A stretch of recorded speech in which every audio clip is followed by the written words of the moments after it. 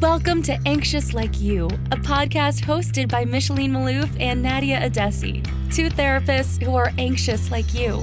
In each episode, Micheline and Nadia dive into their guests' experience with anxiety and give you the tools you need to face your anxiety head on. This podcast is made in collaboration with Dive Through, a mental wellness company.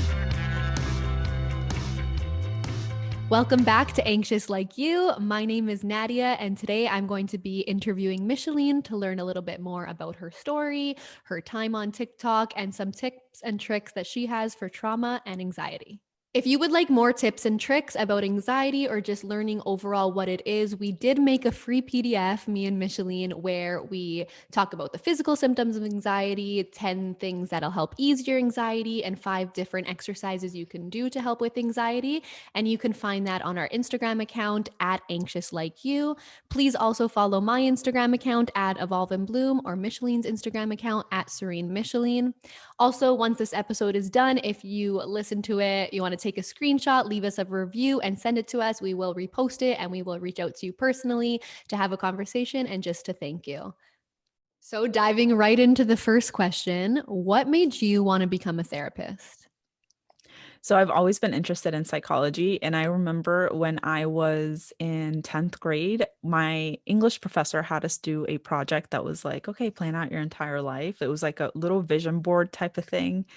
And one of the areas that we had to talk about was what our career was going to be. And I chose psychology. I don't even think I knew too much about psychology at the time.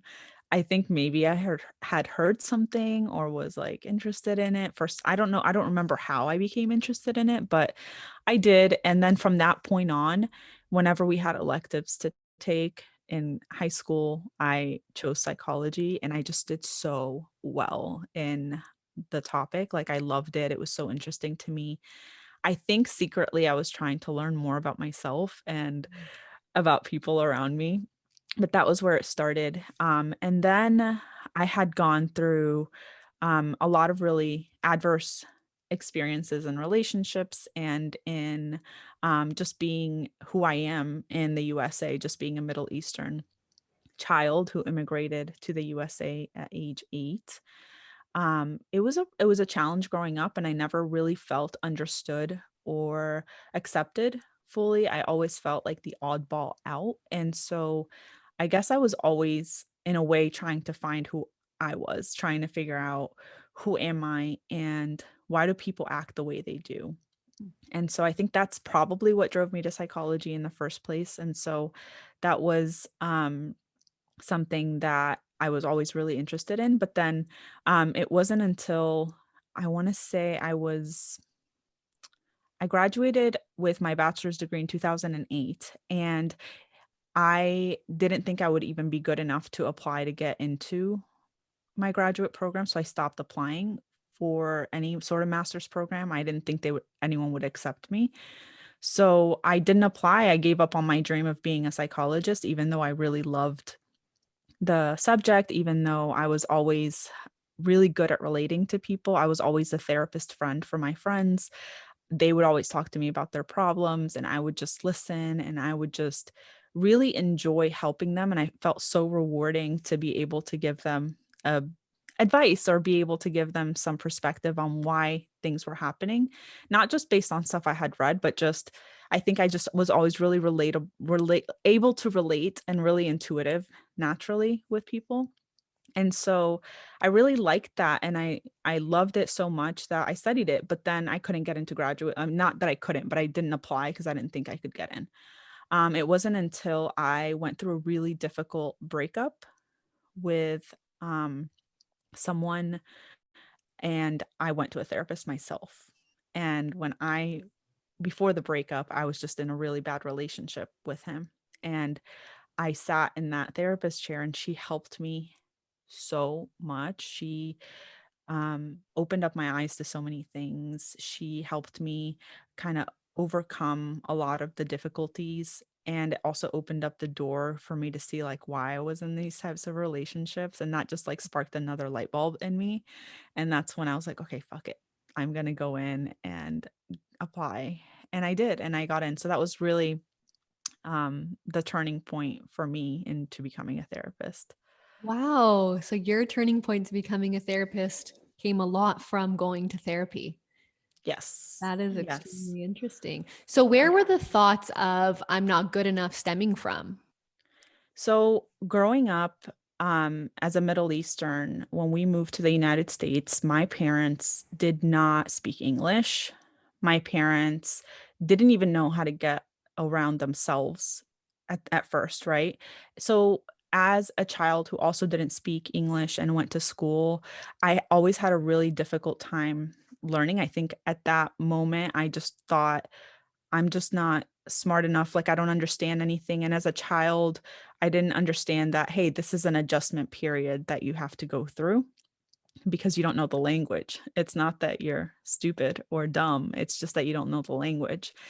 And I was put into an ESOL class, which is English as a second language. They put all the kids that come from abroad or, don't speak English into that class. And the kids in that, except for one girl, which I'm still friends with today, um, were really mean to me. They would bully me and laugh at the way I said things and the way I was. And I wouldn't understand things in class because I wouldn't understand how the teachers would explain certain things. And instead of thinking or knowing or having my parents be able to explain it to me, I just thought, I'm just dumb. I'm just not smart. And when I went to high school, I had really smart friends. Like, I had friends that were in the gifted program. I had friends who had straight A's. I had friends who, they just like always got things really quickly. And when I was in school, maybe the language barrier plus the words that I had already like ingrained in my mind about me not being good enough or smart enough, I always got like C's and B's, and like there was maybe once in high school I got straight A's. And so I sat there and I thought, I'm stupid. I'm not smart. I was goofball. Like, I was the funny one. People never thought of me. They would never say she's the smart one or anything like that. It was just, oh, there goes. She's funny. She's goofy. She's, whatever. So my mind, I just like didn't think that I had it in me to be successful or to be accepted into a program that requires people to be smart. So once you did get accepted, what was your initial reaction? Um, my initial reaction was, I there's no way I'm going to pass. So even once it was, I'm never going to get accepted. Oh, look, I got accepted. Once that came, it was, okay, what's the next thing that we think we can fail at? So I'm not going to Mhm. pass. I'm not going to be able to get through this program. Either that or I'm going to pass and they have no idea that they've just let in somebody who's dumb, who shouldn't be a therapist. Or I'm going to graduate and maybe it was just too easy to get into the school.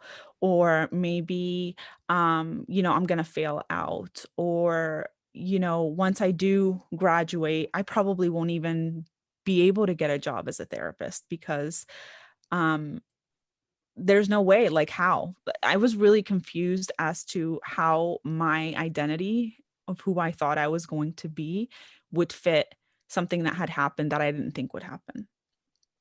So it was really, really tough on me. Yeah. So exactly what you're saying, everything was always, well, what's the next thing I can kind of fail at? Or what's the next thing Mhm. that I'm not going to be able to do? What happened when you passed? What happened when you finished your master's program? So here comes perfectionism because because my intense fear of failure, I dove into my schooling. I refused to fail. So I was like, I cannot fail. Like, I have to pass. So I was a straight A graduate student. So I graduated with a 4.0 and was in the honor society for counselors.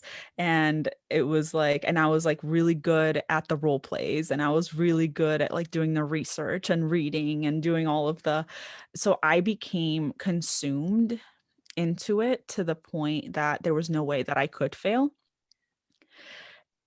And so I passed, obviously, but I think that didn't come with, obviously it came with passion and it came with love for the profession and for the field and for truly wanting to help people. And everything was fascinating to me in the program. Everything was fascinating in terms of like, learning about all the different theories and doing the role plays that you have to do with your classmates and, just learning about different techniques and tools and having access to the databases so that you can learn even more on your own if you wanted to is all very, very fascinating to me. And I knew I had like an interest. And whenever I'm interested in something, I go right in. Like I said, in high school, my only class that I really got A's in were like psychology classes.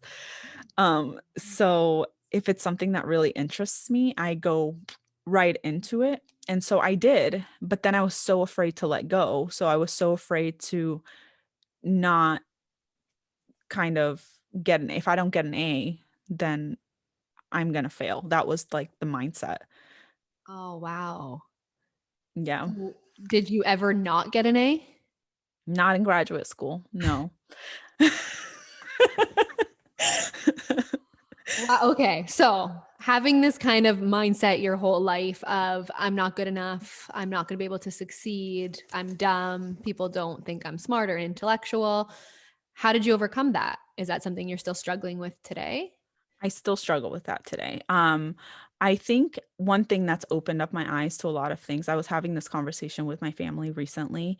I got diagnosed with ADHD, and I think that was also another part of the issues that I experienced throughout my educational, upbringing. I didn't focus in school. I had a bunch of stuff going on in my mind. I got distracted really easily. My mom told me I was hyperactive and when I was a child, but she didn't really think anything of it. She put me in gymnastics. I always did sports. I was a gymnast and I became a cheerleader in high school, even with like the not good enough and stuff. I still felt like the outcast cheerleader. Like I was like that. I only got accepted when I got accepted to be on the cheerleading team because you had to try out. I was a gymnast prior, right? So like I could do flips and everyone else had been a cheerleader their whole life. And so when I finally made it in, I was like, oh, they only wanted me because I was one of the only ones that could do a backflip and they wanted people to do backflips. And so it was also not because I was good enough, but because I had something they needed.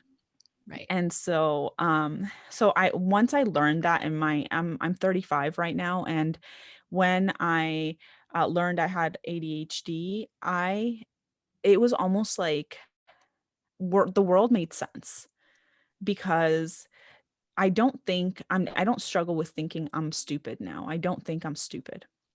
I have learned that I'm not stupid, but I learned that throughout my childhood and upbringing, why I felt that way. And given the fact that my family wasn't able, because they were also going through their own adjustment at that time, they weren't really able to understand what a child needs or how this country functioned to begin with. Like, how does the USA function? They're coming from a whole nother world. And so I didn't have that like additional support. When you see your friends and they're going through something, their parents know, okay, you have to talk to the teacher this way, you have to ask that. The parents know to go to the school and ask for help in this area. But my parents didn't know that. They didn't have the resources that they needed to be advocates for me at school. And so I never really got the help I needed. So instead I just zoned out half the time in school. I was never really present. I couldn't remember anything in high school. So of course I developed that mindset. Right. I can't even imagine how challenging it would be to go through all of elementary school, all of high school, all of bachelor's, and all of master's without knowing that you have Yeah. ADHD. Yeah. But I think one of the things that I love most about you, and I think what your followers love most about you as well, is that you're so open about your struggles. You're so open about ADHD, anxiety, CPTSD. Do you find that that helps you in your career? Do you find that it helps you on TikTok with your clients? Oh, absolutely. Because I can relate on another level with my clients. So like when it comes to ADHD, it's easy for me because it's diagnosed in girls and like they're usually not diagnosed till later in life. And so and that was my story. So then when I see somebody as a client, for instance, who may be struggling with something similar, I always send them off to an assessment. I'm always like, okay, maybe this could, help. Or when I see somebody who's struggling with anxiety or CPTSD, just knowing the symptoms of CPTSD. And that's another thing I really struggled with because of the moving around, because of the third culture, because of many, the bullying and some recent stuff with my husband's health too. There's a lot there that causes you to feel like you're not well, like you're just like something's off. Like I feel like numb all the time, or I dissociate all the time, or I'm overreacting to a certain situation all the time. So when I see that in my clients, being on the side that I come from and all of the experiences I have had, I go into like this analytical, like it's almost like this Rubik's cube up in my brain, kind of just like going into a place to be like, okay, just like filing away this information so that after a few sessions, once I've gotten, enough out of them, I could lead them in the right direction. Or, if they need another assessment, or if we need to have a psycho ed session about what CPTSD, what might be, what ADHD might be, what anxiety might be, giving them tools and kind of starting the treatment planning. It's been really helpful as far as like being able to be an advocate. And on social media, I think it's also really helpful because I can give that information not only as a therapist, but also from a lived experience perspective, which I haven't done as much as I'd want to on the topic because, with the way social media is, like I do a little bit, but I don't like I mostly talk about the psychoeducational components and not the lived experience components, but I have dabbed in here and there. Would you be open to talking more about the lived experience today? Sure. Okay. I'm really interested because obviously I've known you for a while now, but I didn't know that you came or you went to the States when you were 8 years old. I can't even imagine. You talked about ADHD and that having an impact with your learning experience and kind of your thought process towards yourself. But did it affect your mental health in any other way? The ADHD or the moving? The moving or just like coming to a country with your parents, like you said, lack of resources, lack of even understanding the way the country works. Like I can only imagine that that would have some big impact on you, your mental health, your Yeah. well-being. Yeah. Yeah, it was a huge challenge. Well, one, because I had good friends before we moved to the USA. Okay, so this is like a double move because I was born in Syria, moved to Venezuela when I was 3.5, and then I lived in Venezuela till I was 8 years old, and then moved to the USA. Okay. I had no idea. It's been almost a year since we've known each other. Interesting. Wow. Okay. Yeah. Yeah. So I lost. Okay. So I remember I was really attached to my grandparents in Syria, my dad's parents, and they, like my grandma was like the person I loved so much when I was, and my grandfather too. And so leaving them, I remember feeling really sad that I was going. And I remember the first day that I moved to Venezuela and just being so confused and meeting my new grandmother, which she's not my new grandmother, she's my mom's mom, but to me, she was a new grandmother. Yeah. And because they had already lived there. And just like, you know, just the way things were, it was just so different. And that was an experience. I remember struggling in school then, fitting in, having to learn Spanish. And then at 3.5, 4 years old, you're going to kindergarten, it's your developmental years. Um, so I remember really struggling at that point, and then made finally, adjusted, made friends in our building, and like they were my best friends. And then when we moved to the USA, having to like say goodbye again.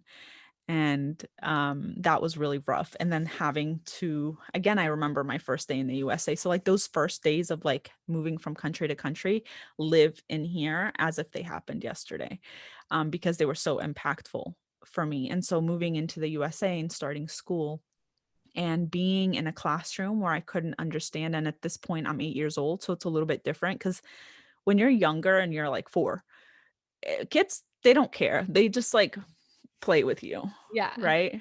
But when you're 8 and you don't understand them and they don't understand you, and you feel really lonely and isolated. So I remember this one story I will never forget. The first day in class, we were all sitting down and the teacher said something. And I obviously couldn't understand a word she was saying. And all the kids started saying, Papa, Papa, Papa, Papa. And I was like, Papa, what's Papa? I know in Spanish, Papa's potato. Like, I don't get what this is. And then there was a Spanish speaking girl next to me, and she was like, papel, paper. And I was like, okay, so they're asking for paper. And to me, it just sounded like papa, papa, papa. So you can imagine, like, that's just like Oh. also like so ingrained. But yeah, it was definitely a challenge for me to have the adjustment. And there was always a difference. Like what my mom would send to school was like Middle Eastern food, and people looking at it and being like, ew, what is that? So that was pretty traumatic. I became really ashamed of my culture. I never wanted anyone to know I was Middle Eastern. As a matter of fact, throughout my whole high school, people thought I was Venezuelan. People thought I was Hispanic And you didn't because correct them. no, I would tell them I was Venezuelan. I did not want anyone to associate me with being Middle Eastern because there it was like such a like first of all with 9/11 also happened while I was in high school. There was a bunch of, you know, just negative connotation associated with that. And so and then people who were Hispanic were okay. They were accepted in our community because I live in Orlando. So it's like, you know, it's a large Hispanic community here. So like, okay, I can fit in here. I speak Spanish. I could totally pass for Spanish for Hispanic. So I was totally Venezuelan, and I went by the name Michelle in high school. Wow. Okay. Did it feel like you were hiding a part of who you were? I always felt like an imposter. Yeah. I didn't want anyone to know, like anyone to know. I remember we went to my parents. I had a best friend, um, and it was, I think, 10th grade. And my parents were like, we're going to go to Syria for the first time and visit your grandparents. I was 15 years old. And I remember going out of my way. So I told them I was going to Europe. I didn't say we were going to Syria and Lebanon. I told my friend I was going to Europe. And then in Europe and Syria and in Lebanon, we have Roman ruins. We have a ton of like really ancient, beautiful ruins. So I was like, I need to get pictures of these ruins so that people actually think I went to like Italy and didn't go to Syria. So that's how far it went with trying to hide who I was. What changed? Was there a shift? Was there someone that found out? I think slowly over time, I think college, like when I went to college, Oh, so you I finished high school Venezuelan. Like that's who you were. People are hearing this for the first time. They went to high school with you and they're going to be shook. Yeah. maybe, Okay. yeah, maybe I was totally Venezuelan, All like, right. you know, I think it was in college because I think I started taking like like a belly dancing class or something. And I had one best friend that knew, and she's still one of my best friends today. Her name is Stephanie. Hi, Stephanie. She was the only one that knew I was Middle Eastern, and she like loved Middle Eastern, like all her friends were Middle Eastern somehow. I don't know how that happened, but so I felt like we went to college together, and that's when hookahs, like nargiles, I don't know if you guys had them in Canada, Yep. but like they were like popping hot at one point. Mhm. And I was like, yo, that's my culture. And Represent. Okay. exactly. And so then I started taking like a belly dancing class, and I traveled. I went, you know, I just started opening myself up to who I was a little bit more. I think it was just like a natural, like in college, I refused to have people call me Michelle. So in the first day of class, because I had a lot of social anxiety. So in high school, I think part of what led to me being Michelle was because teachers would mess up my name, and I didn't want to have to correct them. So when they would say Michelle, I was like, yeah, here, Michelle. You know, it was like really quick before they could even finish my name. So in college, I was like, no, my name is Micheline, and I am going to go by Micheline, and that's it. And so I think at that point, things started to shift for me, and I started becoming more proud of my culture. And given like obviously a bunch of like Middle Eastern restaurants started popping up, people started to like hummus and tabbouleh and kibbeh and like all the food, plus like, they started to really like the culture. I'm like, that's me, that's me, that's me. So I started becoming proud of it. I am so excited to share that this podcast is sponsored by BetterHelp. And as an anxious like you listener, you get 10% off your first month by visiting betterhelp.com/like you. I have struggled with anxiety for as long as I can remember, and therapy has been such an important part of my life. I personally gained so much insight into my struggles, my fears, and have learned so much about myself that has helped me overcome many challenges and made me a more insightful therapist. What I love about BetterHelp is that it makes going to therapy super easy. BetterHelp offers services fully online, which means you can go to therapy in your pajamas from the comfort of your own home or even in your car on your lunch break. You can chat with a therapist through video, phone, or text. And I love that they offer the phone and chat options because let's face it, sometimes even talking can be overwhelming. And having the text option with your therapist can make the difference between attending or missing session. Therapy is more than just a place to talk and vent. It's a place where you can go to gain insight into your challenges, develop skills to help you manage symptoms, and do the deeper work to help you process past hurts and live a more fulfilling life. So if you're still on the fence about starting therapy, take advantage of this 10% off and check them out at betterhelp.com/like you. That's betterhelp.com/like you. Oh, that is an intense story. Another one that I never knew. I know I said it already, but I can't imagine how hard it would be to try to hide your identity for years, especially because it was a big part of your life. I imagine a big part of your home life as well was your culture. Yeah, my parents were very conservative, Catholic also. And they, first of all, were a minority in the Arab community because most, Arabs are of the Islam faith, but we're Catholic. We have always been Catholic, and I'm not religious now, but my parents were always very like Arabs. This is our culture. This is how we are. Um, and they wanted to ingrain that culture in within me so much that I think it backfired also because I think they were trying to hold on to the roots that they had and wanted me to like, so we speak Arabic at home. And I know I have cousins that don't. They don't speak Arabic, but their parents didn't force them to, right? My parents forced me to speak Arabic. My parents were always like instilling that. And I think because they instilled it so much, it kind of like naturally led me to feel like, no, because this is taking me away from being accepted at school. So you had like school wanting you to be one way, and then you had parents wanting you to be a completely different way. And then you have your identity, which is like, well, I'm somewhere in the middle because at one point, I mean, I didn't grow up in Syria and I grew up here in the USA.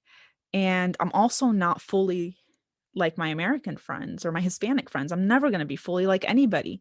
I'm not going to be ever fully American. I'm definitely not Hispanic and never will be fully Hispanic, no matter how much Spanish I speak. And if I go to Syria or Lebanon, guess what they say? She's the American. So I never had like this. So this third identity, it Almost was like a really challenging. community. Like you feel like you've never had a true community that identified like you. Yeah, I think it's really challenging, except for my cousins, for instance, or my brother. And we get each other. Like we make jokes and we get each other because we always make jokes about how our parents were and how school was. But yeah, it's really hard because with the third culture, and this is an actual thing, like third culture kids, it could be anything when your parents have their own culture and then you grow up in a different culture than your parents. And so it's called a third culture kid. And even within the subculture of third culture kids, there are other subcultures because you got Hispanic, you've got so many different, cultures you could be in. So even in the USA, just being part of a third culture kid kind of community is still so different for everybody. Wow, I am learning so much. It seems like you had a long journey that led you to a lot of self realization. Yeah, Would you say that therapy played a role in that? absolutely. Me being a therapist, I think played a bigger role because having access to read, research, helped so much. But yeah, therapy and self-exploration was a huge part of it, because you have to, if you go to therapy with an open mind, then you allow the therapist to ask you the hard questions, which is, I became very defensive too, when my therapist would ask me questions about my parents, for instance, because my parents were very loving in terms of, they never abused me or hurt me.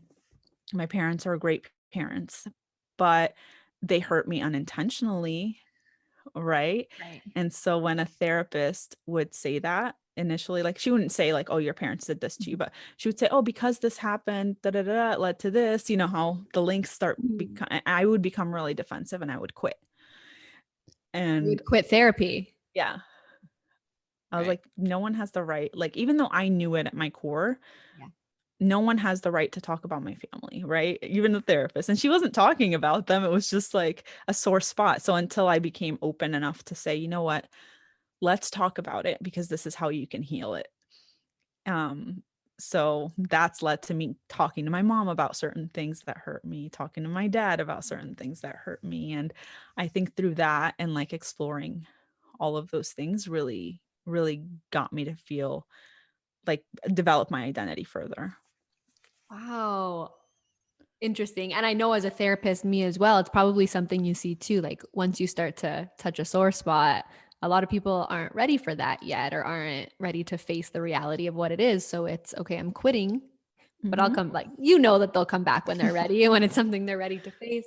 But let's shift the conversation a little bit more towards social media. What gave you the push to start posting on TikTok? Because you blew up very quickly. I was posting stuff on Instagram like every other therapist back in 2019. And I had started like this YouTube channel. And obviously, with YouTube, they're much longer. And obviously, they were going somewhere. They were just moving really slow. And I have a friend that was like, "Hey, have you thought about like posting TikTok videos?" And I was like, "How the heck am I supposed to fit how am I supposed to fit all this information into a minute?" And she was like, "Yeah, just do it. Like go on and do it." So I was like, "You know what? Let me just do this." And at first it started off as like me just making like therapy jokes, like that Dr. Phil clip, like, that's what I always do, and it's about like me taking naps between clients. And then one day I posted a video that was like, "Hey, I'm an adult here on TikTok and I'm also a therapist and this is what I specialize in." And that blew up. That was my first viral video, and I think it was like a week or 2 weeks into me being on the app, and I grew to 120K within that from that video. And at that point, kinda like what happened to you, what you mentioned in your episode where you said you kind of became overwhelmed, I was like, "I don't know what to do now." And so I was not expecting that. I had no idea what information I was supposed to record now. Like, what do you do now? Like, I went from having 300 followers on Instagram to like 120,000 people. And what? Like that number meant like what? And so I just decided to look at the comments and make videos based on that and just kept growing consistently. And it's been a life changer and it's You changed my just life. hit you just hit 1 million. I did. I was so excited. I hit 1 million and it's still like in disbelief about that That's because it's a million people. a lot. Like this is a million people who have seen my videos and somehow felt that they helped them enough to follow. And it's just mind-blowing to me. Absolutely. And you mentioned it's life changing. In what way has it changed your life? Well, first of all, it's increased my confidence in my ability a lot. I think I always doubted my ability to give useful information. I always doubted my ability to even give, competent like information that would help people. And so this can kind of my confidence has grown throughout my time on TikTok. Also, It's just encouraged me to learn so much more because it's easy when you're just in private practice or working to just be like, this is what I do and this is easy and it's in this little box with a bow on top. But when you are putting stuff out there that a million people are going to see, you need to be right. You need to talk about something that's factual, that is, correct. And not only that, but like you're constantly researching things because you see comments that are, this didn't work for me. This didn't work for me. And then you're like, okay, but something has to, like, it encourages me to learn more and grow as a therapist. And obviously it's been really good for my private practice, people seeking out, I mean, being in media articles and like, who am I? Like, I don't even know. Like, this is just, it's just mind blowing the amount of like how it's evolved from like that first video to now. So I hear you only talking about the positives, which I love. It's amazing. I agree with you. So incredibly life-changing. So grateful for the opportunities. But looking on the other side of things, have you ever noticed a negative impact or a way that social media was influencing or even impacting you that you needed to take a break or was affecting your mental health in any way? Yeah. Um, I think it's really challenging because like I said, I'm really grateful, but then I also always feel the pressure to constantly produce and put content out. And although I'm super grateful, there are days when we just don't feel well.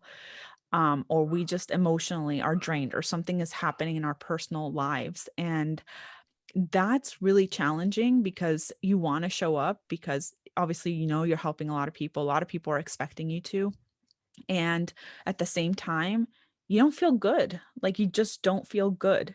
And, I would be lying if I said that that hasn't happened to me. And it's happened to me recently too, where you just don't feel like yourself. And there may not be a rhyme or reason for it. You just wake up on the wrong side of the bed one morning, or, I struggle, like I said, with anxiety and CPTSD, and I get really, really overwhelmed sometimes. And so sometimes I'm like, I don't I don't know what to do. I don't know what to post today, or the idea is just isn't coming to me, or I'm dealing with something with my family, or something that's just like emotionally like got me really uh, hurt or upset. Right. And I I feel like this pressure, and I think that kind of sucks because you want to share, but you don't want to overshare either. Like, I don't want to overshare and now like burden all of these people with I'm not that kind of person. Like, I've never been that like Facebook sharer, like, Yeah. so it's really like a challenge to find the balance and just remind myself that, hey, it's okay to take a few days off.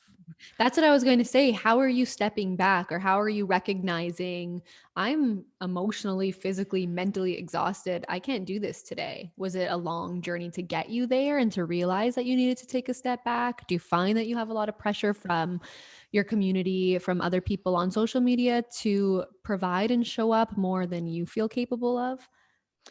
I don't feel like I don't I feel like now it's becoming easier. I think at the beginning when you first, because obviously I've never had this much of a platform anywhere. So nobody gives you like, oh, you've hit 100,000 followers. Now here's a manual on what to do. Like, you don't get that. So you're kind of learning as you go. And there's so much pressure out there with, people that like marketing people and people that tell you like, once you have a presence, you need to go because then people are going to be disappointed in you and then they're going to unfollow you. And so all of that plays into your mind. And so I found myself like, even on days when I was really struggling to put out content. And it was a time when my husband was like, you need a break. Like you're always on your phone and you're saying you're struggling. Like, if you're struggling, get off your phone and just be here, go run, go, Yeah. take Norman for a long walk or something. And I'm like, that kind of shifted something. I was like, okay, maybe I'm spending a little bit too much time worrying about this. And I think it has taken a toll on me. Plus it was the pandemic too. So like most of your time was home. Like, what else do you do? And so I think now I'm starting to recognize like, if I'm feeling this way, let it go. Like, just let it go. Go for a run. Go call a friend. Go have some coffee. You don't need to post. And it's something that I have to talk to myself about, because I do feel like you mentioned in your episode that like you feel a responsibility for these people's mental wellness. And I, like you, truly care. I'm not on there for personal clout. It was never supposed to be about that. It was never supposed to be at a million. Like, I never could have imagined something like that. So I'm on there because I am an educator at heart and I love teaching and helping. So I have to go back to that and I have to remember I cannot help people if I am empty. I And love so that. so I have to constantly remind myself of that and just be okay with taking a day or a week off. Is that something you would say is an ongoing journey, or do you think you got to a place where you have mastered it? Oh, no, not mastered at all. It's definitely an ongoing journey because it's almost like when you're struggling, what do we do first? Like, we go to our phones, we go to numb out our feelings. And so TikTok has been like a really good source of entertainment, really good distraction from what's going on in the world. And as soon as you go on TikTok and you see a video and then you're like, "Oh, I can make a video." And then your brain starts going into different content ideas and I'm a really like my brain just like is always thinking of something. So it's really hard to step back from it, even knowing what I just told you. So it's definitely an ongoing process. Yeah, I feel that.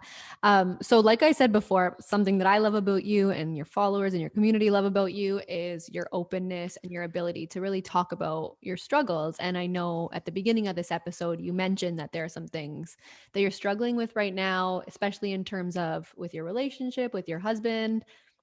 Do you feel comfortable talking more about that today? Sure. Yeah. So a lot of people don't know that like I'm in a trauma right now. Like, I go through like I in 2018, my husband got sick. He woke up super dizzy, and like ever since then, and then it was a series of like malpractice things that happened. Basically, he's long story short, he lives with chronic pain. And life has been really challenging because we were newlyweds, and we had just gotten married in 2016, and I was still finishing my graduate program until 2017. I was in internship, so like that whole first year of marriage I was really busy with work and internship. And so 2018 was supposed to be our year.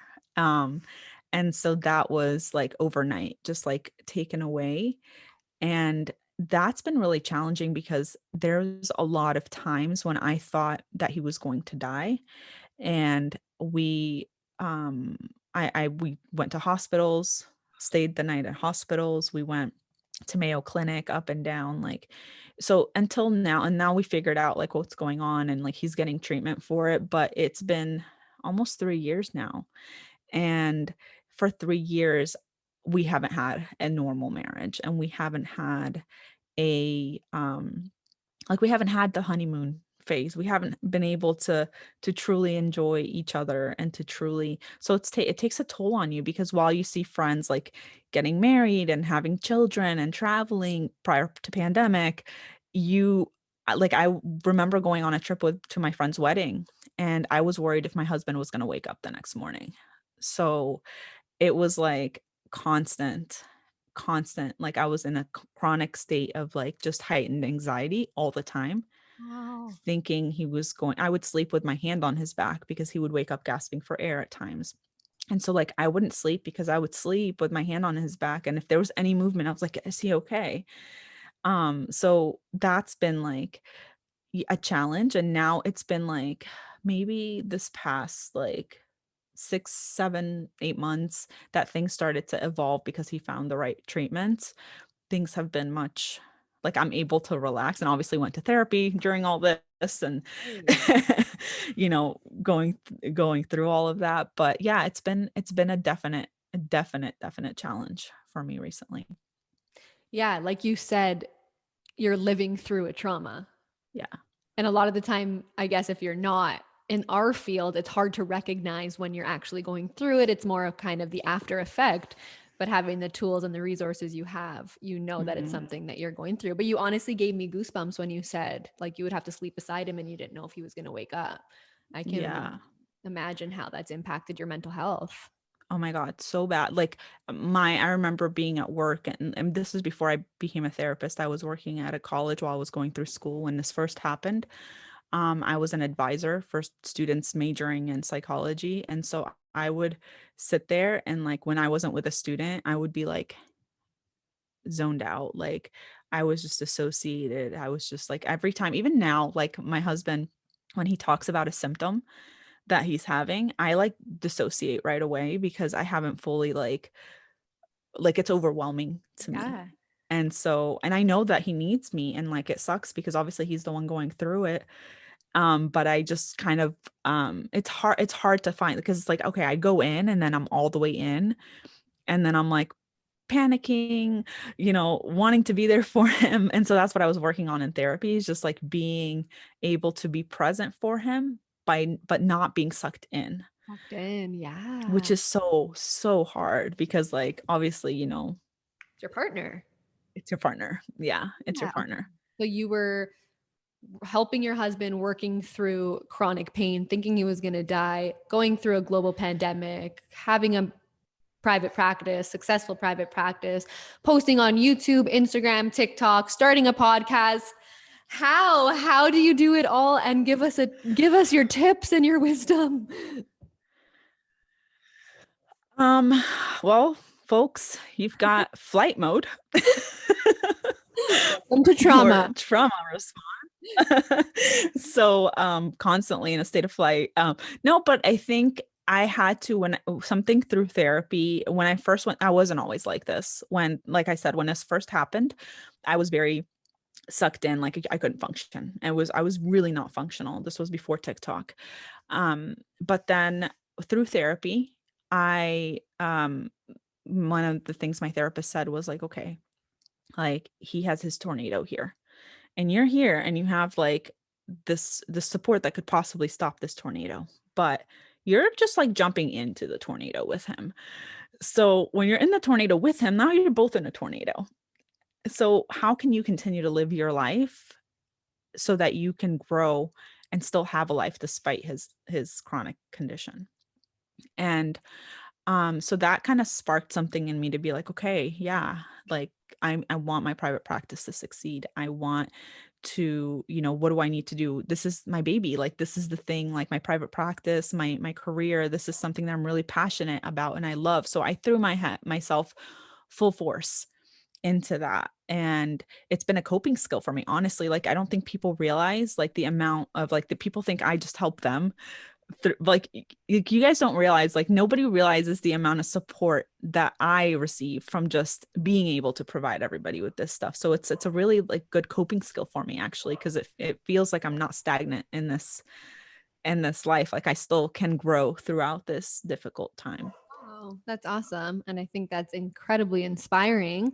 Um, on the topic, more specifically to anxiety, because we are anxious like you, do you have a specific tip or tool that you like to recommend that you use in your practice, that you use in your own life? So one of the things that I always share with my clients is a lot of like the body work stuff to kind of regulate the nervous system, which I do a lot with myself. So like self hugs and, um, when I go into that spiraling mode of thought processing, I always revert back to reminding myself that what I'm experiencing is a thought and what type of thought it is. So, like, identifying like the type of mental filter it could be a part of and saying, okay, like when my husband is struggling or not feeling well, like I automatically jump to like the worst case scenario, thinking that, oh my gosh, what if he has this? What if the doctors missed this? What if it's almost like health anxiety by proxy?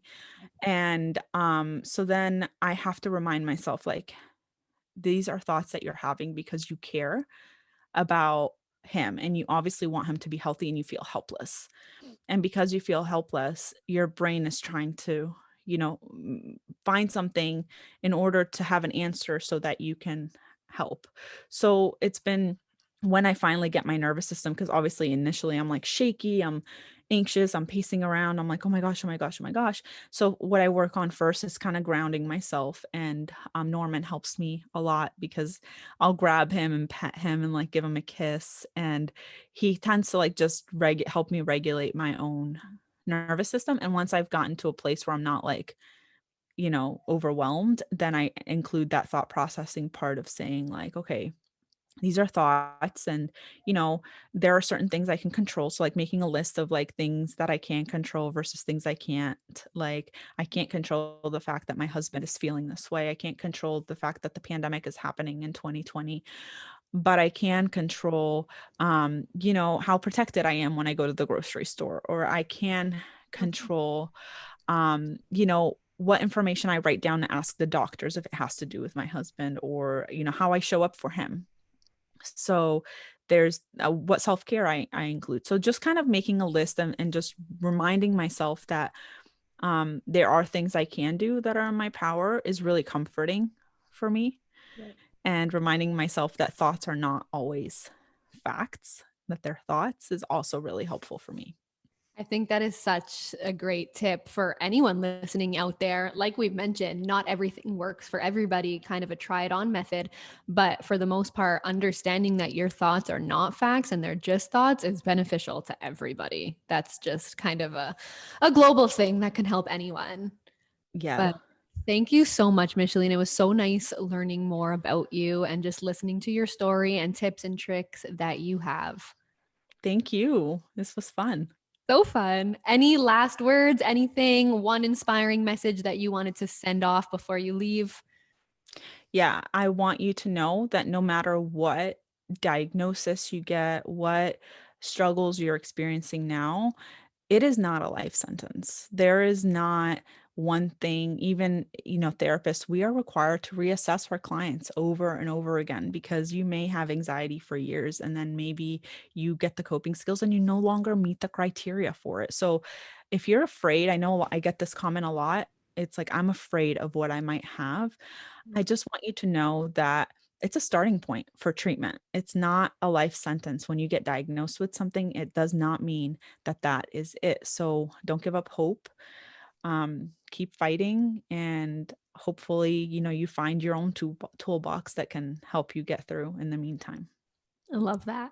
I love that so much. Thanks for tuning in. If you like what you heard, make sure to subscribe and leave a review. Join the Anxious Like You community by following @AnxiousLikeYou on Instagram. See you in the next episode.